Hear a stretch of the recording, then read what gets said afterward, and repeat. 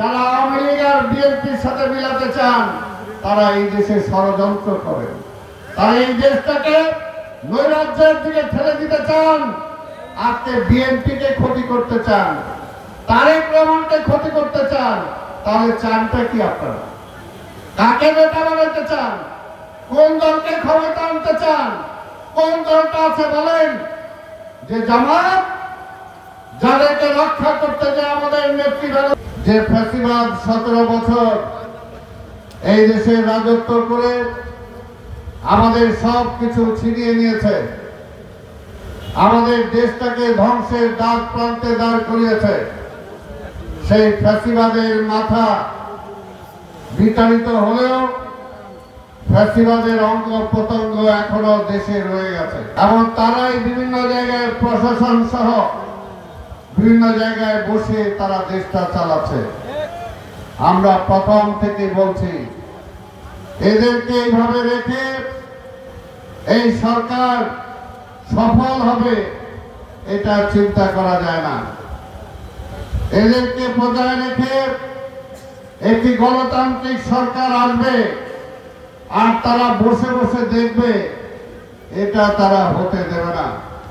সেই কারণে আপনারা দেখছেন আমাদের কথা বাস্তবে আজকে রূপ দিচ্ছে।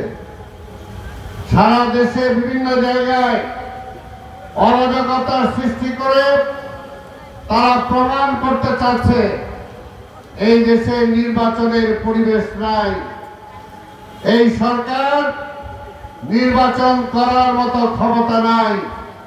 এটাই তারা আজকে প্রমাণ করতে চায়। এটা একটা ষড়যন্ত্র।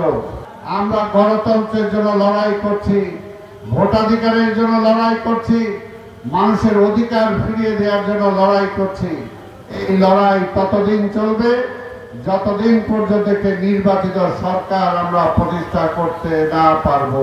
যদি দলের ঐক্য থাকে তাহলে ইনশাআল্লাহ আমাদেরকে কেউ হারাতে পারবে না। ১৭ বছর মায়ের বুক খালি করেছে আমাদের ইলিয়াস আলী চৌধুরী আলম সহ অনেককে আমরা খুঁজে পাই নাই। আমাদের মা বোনের ইজ্জত হয়েছে, অনেক ক্ষতিগ্রস্ত হয়েছে বিএনপি। মনের মধ্যে ক্ষোভ ছিল, আওয়ামী লীগের প্রতিটি বাড়িঘরে আগুন জ্বালাটাই স্বাভাবিক ছিল, কিন্তু নেতা তারেক রহমান নির্দেশ দিয়েছেন কোথাও কোনো আঘাত করা যাবে না, আক্রমণ করা যাবে না। এটাই হলো বিএনপি, এটাই হলো বিএনপি। যারা আওয়ামী লীগ আর বিএনপির সাথে মিলাতে চান তারা এই দেশে ষড়যন্ত্র করেন। তারা এই দেশটাকে নৈরাজ্যের দিকে ঠেলে দিতে চান।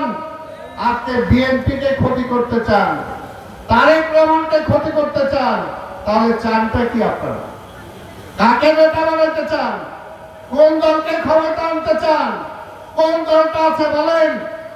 যে জামাত, যাদেরকে রক্ষা করতে যে আমাদের নেতৃত্ব।